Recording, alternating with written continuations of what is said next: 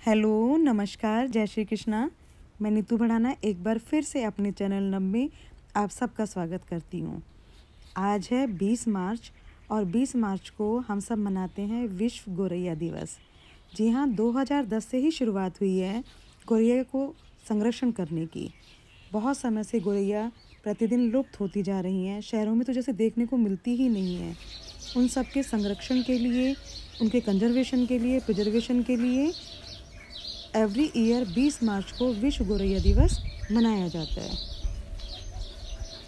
प्रकृति की सुंदर रचनाओं में जीव जंतु सबसे अहम कड़ी होते हैं और गौरैया तो हमारे बचपन की सुंदर स्मृतियों का हिस्सा ही रही है। गांव के घरों में हमेशा आपने देखा होगा, हरे भरे पेड़ों पर इस डाली से उस डाली पर एक नन्ही सी परी छोटी सी गौरैया को फुदकते हुए। और हम जैसे लोगों का, बहुत लोगों का बचपन इन सब चीज़ों को देखते हुए ही बीता होगा। वास्तव में हमारे बचपन के सबसे अच्छे दोस्त पशु पक्षी ही तो रहे हैं, क्योंकि उस समय इतने ज़्यादा तकनीकी माध्यम तो थे नहीं, ना आधुनिक खेल खिलौने थे। तो हम जो लोग थे वो पशु पक्षियों और प्रकृति के साथ ही खेलते थे। जितना लगाव हमें प्रकृति और उससे जुड़ी चीज़ों से था, बचपन में अगर कोई पूछता था हमें कि कौन आवाज़ कर रहा है, तो हम कैसे बोलते थे, चूं चूं चिड़िया। हम अब से पहले सोचते थे काश वो दिन लौट आए, परंतु हमने उन दिनों को बजाय काश कहने के फिर से लौटा लिया है।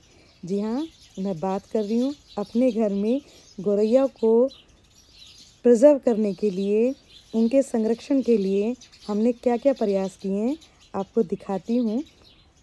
होता क्या है कि शहरों में क्या है, रेडिएशन बहुत ज़्यादा है। लोगों ने दाना पानी रखना ख़त्म कर दिया है, जिसकी वजह से क्या है कि इनको इनके लिए पर्याप्त माहौल नहीं मिल पाता है और ये बेचारी ना वहाँ रह पाती हैं और धीरे धीरे शहरों से ख़त्म ही हो गई हैं। अब धीरे धीरे लोगों ने इनकी तरफ ध्यान देना शुरू किया है और सरकार ने इसी पहल को आगे बढ़ाने के लिए विश्व गौरैया दिवस की शुरुआत की है।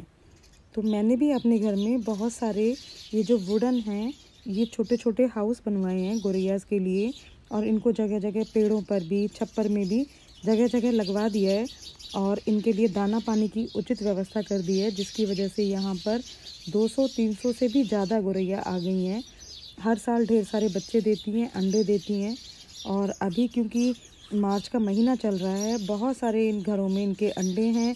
कुछ ही दिनों में छोटे छोटे बच्चे फुदकते नज़र आएंगे और कहीं ना कहीं ये प्रकृति के लिए भी अच्छा ही है, क्योंकि इन दिनों में फसल का टाइम होता है और चिड़िया जो होती है, गौरैया जो होती है, वो जो फसल को ख़राब करने वाले कीट पतंगे होते हैं, कीड़े मकोड़े होते हैं, वही इनका भोजन होता है।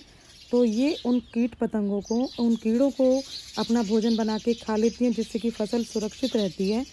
परंतु आजकल जहाँ जहाँ खेत हैं और अगर चिड़िया नहीं हैं, तो लोगों ने केमिकल का इस्तेमाल करना शुरू कर दिया है, जो हम सब के लिए बहुत ज़्यादा हानिकारक साबित हो रहा है।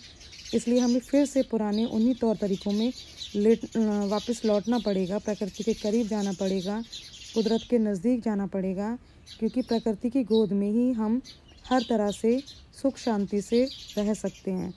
तो देखिए, सुबह सुबह का टाइम होता है, इनकी चींची चहचहाट घर में चारों ओर होती है। हर घर में आप देखेंगे कि बैठी हुई हैं चिड़िया, सारा दिन घास लाती हैं। इनके अंदर भी एक छोटा सा अपना घर बना के रखती हैं, फुदकती हैं, खुश होती हैं, ये मेरा घर, ये तेरा घर। और इनको इस तरह से खुशी खुशी देखते हुए हमें भी बहुत अच्छा लगता है।